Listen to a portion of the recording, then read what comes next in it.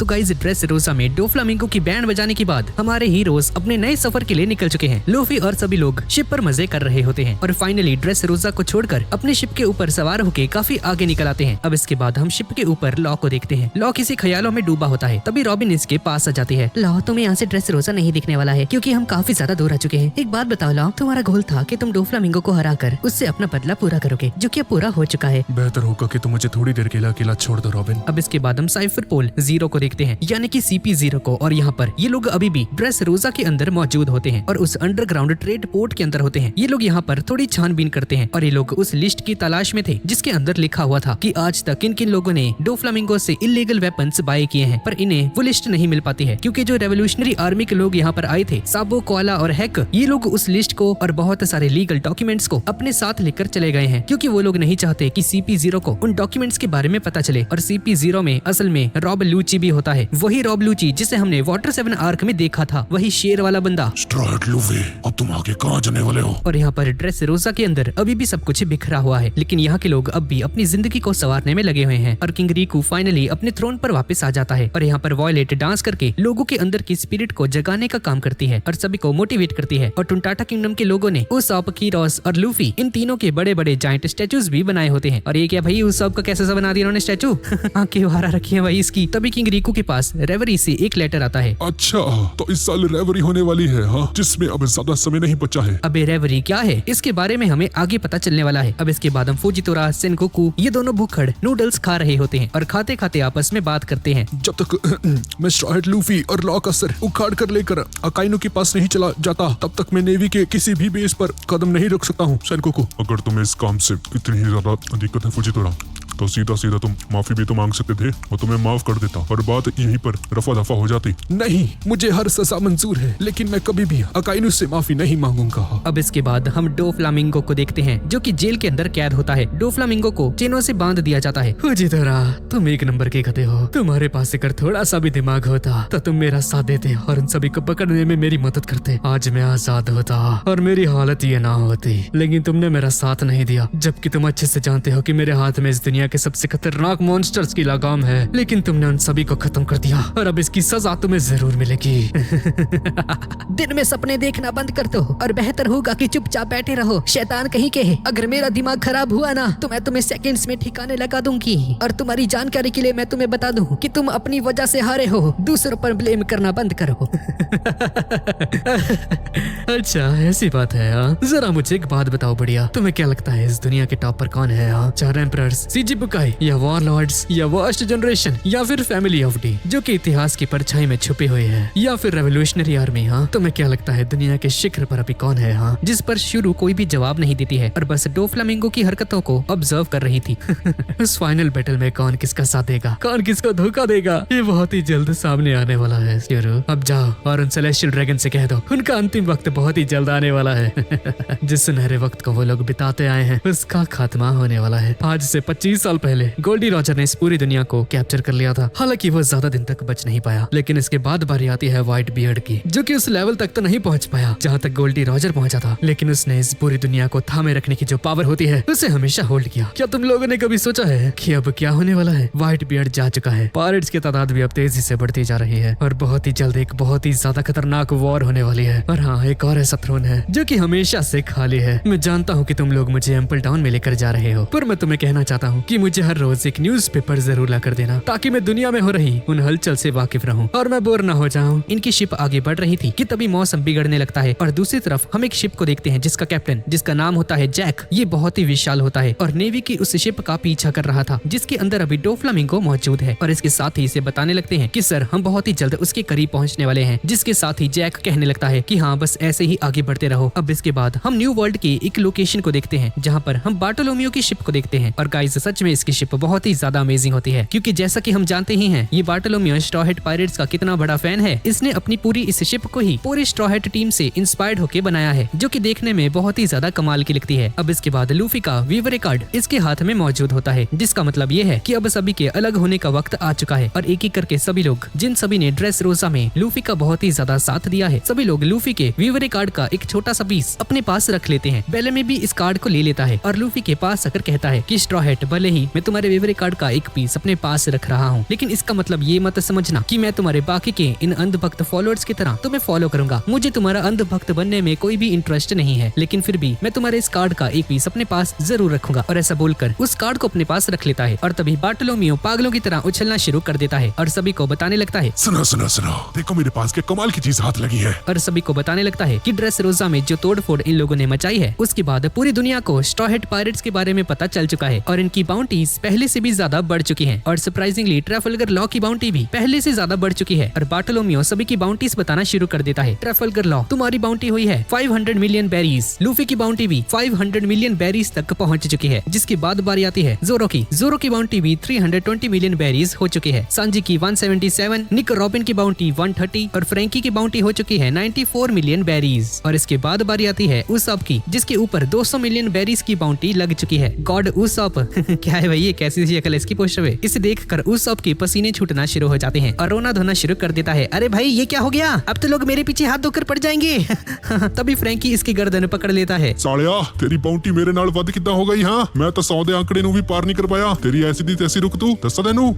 ये क्या हो रहा है, अब तो मेरे अपने लोग ही मुझ पर हमला कर रहे हैं। इस बाउंटी का असर दिखने लगा है। और नामी की बाउंटी भी 66 मिलियन बेरीज हो चुकी है। सोल किंग यानी कि ब्रूक की बाउंटी 83 मिलियन बेरीज हो चुकी है। और अपने क्यूटी चॉपर की बाउंटी है 100 बेरीज। जी हाँ गाइस, 100 मिलियन नहीं, सिर्फ 100 बेरीज। और सभी लोग सांजी के पोस्टर को देखकर थोड़ा सा शॉक हो जाते हैं, क्योंकि इस बार इसके पोस्टर में जो इसका वियर्ड सा फेस है ये पूरे तरीके से चेंज हो जाता है। अरे यार मैं इसका मजाक कैसे उड़ाऊंगा, शिट, पहले वाला सांजी ज्यादा सुंदर था। लेकिन तभी बार्टोलोमियो इन सभी को बताता है कि सांजी के पोस्टर में ये साफ साफ लिखा हुआ है कि ओनली अलाइव, जिस पर उसॉप स्माइल करते हुए कहता है, लगता है अपने सांजी ने किसी सुंदर लेडी से कनेक्शन बना लिया होगा और वो नहीं चाहती कि उसका प्यारा सांजी अब मारा जाए। लगता है इसी वजह से उसने पोस्टर में छेड़छाड़ की है दोस्तों। जिसे सुनकर सभी लोग हंसने लगते हैं। अब इसके बाद हम किजारू को देखते हैं, जो कि अपने नाखून काट रहा होता है। किजारू यहाँ पर वॉरलॉर्ड एडवर्ड के बारे में बात करता है, जिसने की ब्लैक बियर्ड पायरेट्स के केले ने 16 कैप्टन्स को पकड़ लिया है। पर तभी नेवी का सोल्जर आकर बताता है, सर जी पर ये तो खुद को एडवर्ड न्यूगेट यानी कि व्हाइट बियर्ड का बेटा बता रहा है खुद को। अरे बबुआ मुझे इससे फर्क नहीं पड़ता है ये उसका बेटा है या नहीं, व्हाइट बियर्ड इसका बापू है या नहीं, हमें कोई फर्क नहीं पड़ता है। हम बस इतना जानते हैं कि जिस उम्र में ये इतनी ज्यादा तबाही मचा रहा है, व्हाइट बियर्ड भी सेम इसी उम्र में बहुत बड़े बड़े कारनामों को अंजाम दे चुका है बबुआ। और इन दोनों में यही बात बहुत ज्यादा कॉमन है रे बाबा। अब इसके बाद हम लूफी और बाकी सभी को देखते हैं। यहाँ पर ये सभी लोग एक आइलैंड के पास आ चुके थे, पर बार्टोलोमियो और कुछ और पायरेट्स की हालत खराब हो चुकी है। ये सभी लोग उस आइलैंड को एक्सप्लोर करना चाहते थे, पर तभी इन्हें बहुत बड़ी बड़ी जाइंट चट्टानें नजर आती हैं। और थोड़ा और गौर से देखने पर इन्हें पता चलता है कि ये असल में एक बहुत ही बड़ा जाइंट एलिफेंट है। ये बहुत ही ज्यादा बड़ा विशाल जाइंट एलिफेंट होता है। इसे देखकर किसी को भी अपनी आंखों पर यकीन नहीं होता कि न्यू वर्ल्ड में ये लोग किसी ऐसी चीज को भी देख पाएंगे। और इसी के साथ हमें ये भी पता चलता है कि ये एलिफेंट मूव भी कर रहा है और लगातार आगे बढ़ता जा रहा है। और ये देखकर किनेमोन इन सभी को बताता है कि क्या तुम लोगों को मालूम है क्या, इस एलिफेंट के ऊपर एक ऐसी ट्राइब रहती है जो कि इंसानों से बहुत ज्यादा नफरत करती है। हाँ तुमने सही कहा, पर इस ट्राइब को मिंक ट्राइब कहा जाता है। ये ट्राइब इंसानों से सच में बहुत ज्यादा नफरत करती है। ये विशाल हाथी जो तुम अपने सामने देख पा रहे हो, पिछले हजारों सालों से बिना रुके बस ट्रैवल करता जा रहा है। ये सुनकर सभी लोग शॉक्ड हो जाते हैं। हाँ और ये सब इसलिए है ताकि इसकी एग्जैक्ट लोकेशन कभी भी रिवील ना हो पाए। और अगर लॉग पोस्ट का यूज करके तुम इस आइलैंड को ढूंढने की कोशिश करोगे तो तुम कभी भी इसे नहीं ढूंढ पाओगे। ये सुनकर सभी का मुंह खुला का खुला रह जाता है। और हाँ अगर तुम सभी लोग सोच रहे हो कि अगर इस आइलैंड को ढूंढना इतना ज्यादा मुश्किल है तो हम लोग यहाँ पर कैसे पहुँच पाए, तो इसलिए है क्योंकि मेरे पास मेरे एक साथी का वेवर कार्ड है जो कि यहाँ पर इस आइलैंड के ऊपर मौजूद है। मैंने अपने साथियों को पहले ही यहाँ के लिए रवाना कर दिया था और उनका वेवर कार्ड का एक पीस मेरे पास मौजूद है। और तभी लूफी की नजर सनी पर जाती है, जिसे देखकर लूफी बहुत ही ज्यादा खुश हो जाता है, क्योंकि इतने समय बाद फाइनली लूफी अपनी शिप 1000 सनी को देख पा रहा था और सेकंड्स में ही अपनी शिप पर जंप करके पहुंच जाता है। और सांजी, मोमो, ब्रूक, नामी इन सभी का नाम लेने लगता है। कहाँ पे हो भाई तुम सब?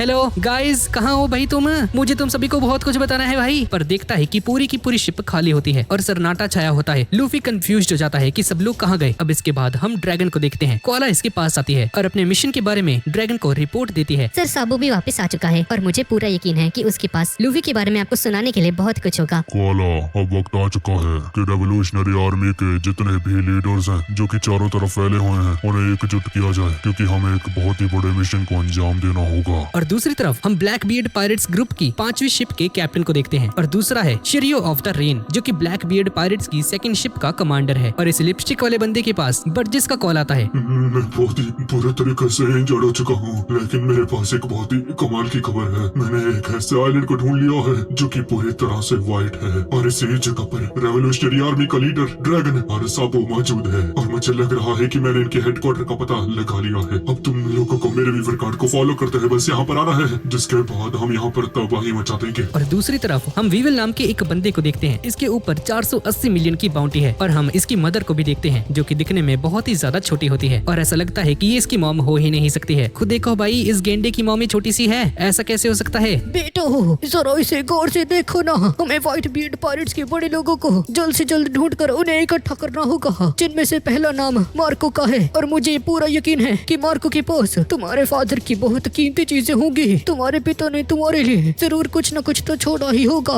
हमें जल्द से जल्द उसके पास जाकर उससे वो सब कुछ वापस लेना होगा। लेकिन तभी वीवेल यहाँ पर रोना धोना शुरू कर देता है क्योंकि ब्लैक बियर्ड पायरेट ने ही व्हाइट बियर्ड को जान से मारा है और इसके अकॉर्डिंग व्हाइट बियर्ड इसका पिता था। मम्मी जी आप चिंता मत कीजिए, मैं मेरे पिता की मौत का बदला जरूर लूंगा। अब इसके बाद हम बगी को देखते हैं। भाई साहब, इतने समय बाद भाई कहाँ था ये? बगी की लाइफ काफी अच्छे से गुजर रही थी और इसका बिजनेस काफी अच्छे से चल रहा था क्योंकि अब डोफ्लामिंगो का जो भी 2 नंबर का इलीगल काम था, चाहे वो वेपन्स की स्मगलिंग हो, ह्यूमन ट्रैफिकिंग हो, वो सब कुछ अब चौपट हो चुका है और बगी को अपनी दुकान चमकाने का अवसर मिल चुका है। जब भी किसी जगह पर वॉर हो जाती है और मैन पावर की कमी महसूस होती है तो बगी अपने लोगों को वहाँ पर भेज देता है, जिसकी वजह से इसकी दुकान चमक उठती है और इसका धंधा काफी अच्छे से चल रहा होता है। लेकिन तभी बगी को यहाँ पर एक बहुत बड़ा झटका लग जाता है। हजरुद्दीन जो कि एक जायंट वॉरियर है, जो कि इसकी टीम में सबसे बेहतरीन वॉरियर था, हजरुद्दीन ने इसकी टीम को छोड़ दिया है और जैसा कि हम लोग जानते ही हैं कि हजरुद्दीन ने लूफी को फॉलो करना शुरू कर दिया है और अब स्ट्रॉ हैट फ्लीट्स का ही एक मेंबर बन चुका है। इसी वजह से उसने बाकी के पायरेट्स का साथ छोड़ दिया है। लेकिन बगी के और 4 बड़े बड़े साथियों ने भी इसका साथ छोड़ दिया था, जिसे देखकर बगी बुरी तरह से हैरान हो जाता है। अब इसके बाद हम लूफी और बाकी सभी को देखते हैं, जहाँ पर ये लोग डिसाइड करते हैं कि शायद नामी, ब्रूक, सांजी, मोमो और चॉपर ये सभी लोग इसी आइलैंड के ऊपर होंगे, तो हमें इस आइलैंड के ऊपर जाकर चेक करना चाहिए। और कांजीरो यहाँ पर एक ड्राइंग बनाता है जो कि दिखने में भाई क्या ही बोलूं मैं, क्या ही है भाई ये। इस भद्दी सी ड्राइंग से जो भी क्रिएचर ये जो भी है ये बाहर आता है, ये सभी लोग इसके ऊपर सवार होकर सीधा एलिफेंट के ऊपर चढ़ना शुरू कर देते हैं, जिसकी वजह से इस बेचारे क्रिएचर की हालत काफी ज्यादा खराब हो जाती है। कांजीरो का बनाया गया हर एक क्रिएचर हद से ज्यादा डरपोक होता है और यूजलेस भी। और बार्टोलोमियो के साथ लूफी का सफर यहीं पर खत्म हो जाता है और बार्टोलोमियो और इसके सभी साथी काफी ज्यादा रोते हैं और इसे अलविदा कहकर अपने अलग रास्ते पर निकल जाते हैं। मिसियो भाई बार्टोलोमियो, सही बंदा था यार ये। खैर, ये ड्रैगन जैसा क्रिएचर आगे बढ़ रहा होता है और इसकी सवारी करके सभी को बहुत ज्यादा मजा आता है। लेकिन बेचारी इस अधमरी जान के ऊपर इतना ज्यादा बोझ डाला जाता है कि ये बेचारा कभी नीचे आ जाता है और कभी कभी डर के मारे आगे ही नहीं बढ़ता है। सभी लोग इसे हिम्मत देते हैं और कहते हैं कि हाँ तुम ये कर सकते हो, भले ही तुम पर 1000 या फिर 2000 या 10,000 किलो का वजन डाला जाए, पर सरप्राइजिंगली लूफी को हर एक बोरिंग चीज में भी मजा आना शुरू हो जाता है। भाई कर सकते हो यार तुम ड्रैगन, बस ऐसे ही आगे बढ़ते रहो, तुम इसे कर सकते हो। और तभी उस सब की हालत खराब हो जाती है। मुझे पता है आज हम मरने वाले हैं, बकरी की मौत आखिर कब तक खैर बनाएगी? हाँ, ड्रेस रोजा से गिरे खजूर में अटके, मुझे लगा था कि ड्रेस रोजा के बाद किसी सेफ जगह पर चला जाऊंगा, लेकिन जरा देखो क्या हो रहा है। और लूफी कांजीरो और किनेमोन से पूछता है कि ये सब तो ठीक है, पर एक बात बताओ, आखिर तुम लोग जो आइलैंड पर क्यों आना चाहते थे भाई? दरअसल सर लूफी जी, बात यह है कि जदों असी वानो कंट्री नु छोड़ा सी तो हमारी जो डेस्टिनेशन थी वो शुरू से ही जो आइलैंड ही थी, क्योंकि हमारा एक दोस्त हमसे बिछड़ चुका था जो कि इस वक्त जो आइलैंड पर मौजूद है, जिसका नाम है राइजो, और हमें उसी से मिलने जाना था। पर रास्ते में ड्रेस रोजा में हमारे साथ वो सारे हादसे हो गए और बाकी की सारी कहानी तो थानू पता ही है लूफी पाजी। लूफी ये सारी बातें सुन रहा होता है कि तभी किनेमोन लूफी को राइजो के बारे में सारी बातें बताने लगता है और बताता है कि राइजो असल में एक निंजा है। और बस निंजा का नाम सुनते ही लूफी की आंखें चमक जाती हैं। हाँ जी पाजी, वो एक निंजा है तो बहुत ही ज्यादा कमाल की टेक्निक्स का भी यूज कर सकता है, जिसके बारे में मैंने और आपने कदे सोची भी ना होगी। लूफी एक्साइटेड हो जाता है और तभी ऊपर से एक क्यूट सा छोटा सा मंकी ऊपर से नीचे गिरने लगता है, जिसे देखकर सभी लोग हैरान हो जाते हैं और इस मंकी के साथ ही कांजीरो और किनेमोन को लेकर नीचे गिर जाता है। ओए ड्रैगन,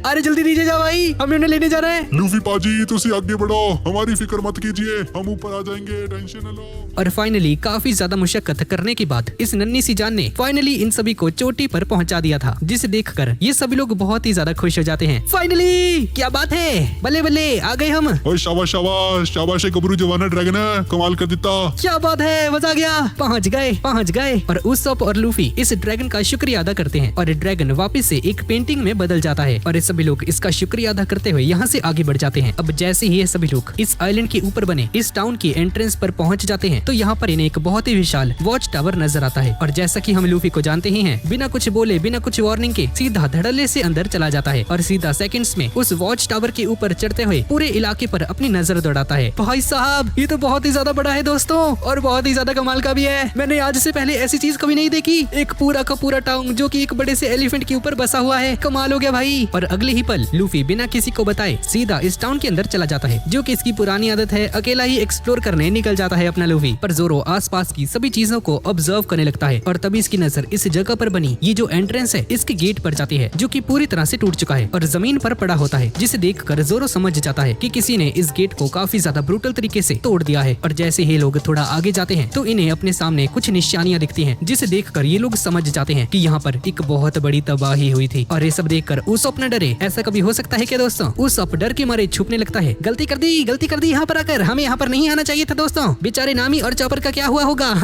और यहाँ पर लूफी टाउन के अंदर पहुंच जाता है और टाउन के अंदर मौजूद सभी घरों की कंडीशंस को देखकर लगता है कि जैसे यहाँ पर एक बहुत ही खतरनाक बैटल हुई थी, जिसकी वजह से ये सारे घर ऑलमोस्ट तबाह हो गए थे। पर अपने लूफी को कहाँ फर्क पड़ता है भाई, बेखौफ होकर बस अंदर की तरफ जाने लगता है। नामी, ब्रूक, मोमो, सांजी पाजी, कहाँ हो भाई? अरे यार दिख नहीं रहे कहीं भी, कहाँ हो भाई? हेलो। और यहाँ पर जोरो और ये सभी लोग सावधानी से फॉरेस्ट के अंदर आगे बढ़ रहे होते हैं। और उsopp के तो क्या ही कहने भाई, अगर एक पत्ता भी हिलता है तो उsopp बुरी तरह से सर से लेकर पैर तक कांप जाता है। लेकिन एक बहुत ही मिस्टीरियस सी चीज इन पर नजर रखे हुए थी और तभी ये चीज जोरो पर हमला कर देती है। पर जोरो अपनी सोर्ड का यूज करके इस पर हमला कर देता है, लेकिन ये क्रीचर इसके अटैक को डॉज कर देता है और दोबारा से जोरो पर अटैक करता है और थंडर एनर्जी का भी यूज करती है। और तभी एक और क्रीचर यहाँ पर आ जाता है। दरअसल ये मिंक ट्राइब के लोग हैं, जिसका जिक्र किनेमोन और लॉ ने पहले किया था और इसका नाम कैरेट होता है। कैरेट, लड़ना बंद करो। वेल फॉरेस्ट में किसी ने घुसपैठ कर दी है, हमें जल्द से जल्द उससे निपटना होगा, तो अपना समय यहाँ पर वेस्ट मत करो। ये बंदी एक बड़े से क्रोकोडाइल के ऊपर बैठी होती है और तभी यहाँ से जाने लगती है। और तभी उsopp नोटिस करता है कि ये जो दूसरी मिंक क्रीचर यहाँ पर आई थी, इसने नामी का गेटअप लिया हुआ था। अरे हाँ भाई, इसने तो नामी के कपड़े पहने हुए हैं। ये देखकर सभी लोग शॉक्ड रह जाते हैं। उsopp इसके वहाँ पर देखता है और इसे नामी की याद आ जाती है, क्योंकि अपनी नामी के कपड़े भी बिल्कुल ऐसे ही होते हैं और इसे लगता है कि इस क्रीचर ने नामी को खाकर उसके कपड़े पहन लिए हैं। अब इसके बाद हम लूफी को देखते हैं, जहाँ पर लूफी वेल फॉरेस्ट के अंदर पहुंच चुका है, जिसका मतलब है कि वो बंदा जिसके बारे में अभी ये औरत बता रही थी, ये कोई और नहीं बल्कि लूफी है, जिसने घुसपैठ की है। लूफी इस जगह को देखकर कहता है, भाई ये किस तरह की जगह यार, यहाँ पेड़ भी इतने बड़े बड़े हैं, इतने ऊंचे ऊंचे हैं भाई। लूफी अपना टार्जन बन जाता है और आगे बढ़ते हुए नामी, ब्रूक, मोमो इन सभी को आवाज लगाता है, कहाँ हो भाई तुम लोग? हेलो नामी, सांजी भाई कहाँ है यार? मैं तुम्हें कब से ढूंढ रहा हूँ, हेलो। पर तभी कुछ लोग लूफी के सामने आ जाते हैं, दो बड़े बड़े क्रीचर्स जिनकी आंखें लाल होती हैं। ये लोग बहुत ही ज्यादा गुस्से में होते हैं और लूफी ठीक इनके सामने खड़ा था। और यहाँ पर ये दूसरी मिंक क्रीचर कैरेट से कहती है, कैरेट, अपनी फिजिकल एबिलिटीज का यूज करके देखो, क्या तुम्हें कुछ नजर आ रहा है? कैरेट अपनी एबिलिटीज का यूज करती है और फाइनली इसे लूफी नजर आ जाता है। और जैसे ही इसे लूफी की लोकेशन मिल जाती है, ये सभी लोग तेजी से वहाँ की तरफ रवाना होना शुरू हो जाते हैं। पर उsopp अभी भी अलग ही ख्यालों में डूबा हुआ था। पिशाचनी है ये, पिशाचनी, इसने नामी को मारा है। दोस्तों इसके कपड़े देखो, ये नामी के हैं, ये गलत हो रहा है। और जाने से पहले इन लोगों को बताने लगते हैं कि अगर तुम सभी लोग मेरी बात को मानो और व्हाइट फैंग फॉरेस्ट की तरफ निकलोगे तो यकीनन तुम्हें तुम्हारे दोस्त मिल जाएंगे। और कैरेट और वो दूसरी मिंक यहाँ से आगे बढ़ जाते हैं, पर किसी को भी कुछ भी समझ में नहीं आता कि क्या इन्हें इन पर भरोसा करना भी चाहिए क्या या फिर नहीं। और उsopp का दिमाग ये सब कुछ देखकर फटने लगता है। अरे यार ये नामी को कच्चा खा गए हैं, अरे लोग अब हमें भी खाने वाले हैं। मैं कहता हूँ पीछे मुड़ चलते हैं। तभी लॉ को कुछ याद आता है। चिंता मत करो, मेरे पास मेरे दोस्त का विवरण कार्ड है, इसकी मदद से हम उस तक पहुंच सकते हैं और उसे तुम्हारे दोस्तों के बारे में जरूर कुछ पता होगा। पर क्या हम तुम्हारे दोस्त पर भरोसा कर सकते हैं क्या? हाँ, डिपो मेरे क्रू का नेविगेटर है, हम उस पर भरोसा कर सकते हैं। उसने बहुत ही छोटी उम्र में इस आइलैंड को छोड़ दिया था, हम उस पर भरोसा कर सकते हैं क्योंकि वो बहुत ही लंबे समय से मेरे साथ है और मुझे उस पर पूरा भरोसा है। जिस पर सभी लोग मान जाते हैं और उसके व्यूअर कार्ड को फॉलो करते हुए आगे बढ़ने लगते हैं। और इसी दौरान हम लूफी को देखते हैं। लूफी बहुत खतरनाक तरीके से इन दोनों बीस्ट्स के साथ लड़ रहा था। दोनों के बीच में बहुत ही खतरनाक फाइट चल रही होती है और असल में ये बुल जैसा बीस्ट एक मिंक है जो कि लूफी से फाइट कर रहा था। ये मिंक बार बार जब लूफी पर हमला करता है तो थंडर एनर्जीज का यूज करता है, पर जैसा कि हम जानते हैं कि लूफी रबड़ का बना है तो थंडर का लूफी पर कोई भी असर नहीं होता है। एक बात बताओ, अगर तुम किस चीज के बने हो तो ठंडा एनर्जी का असर नहीं हो रहा है। हाँ, क्योंकि मैं रबड़ का बना हूँ।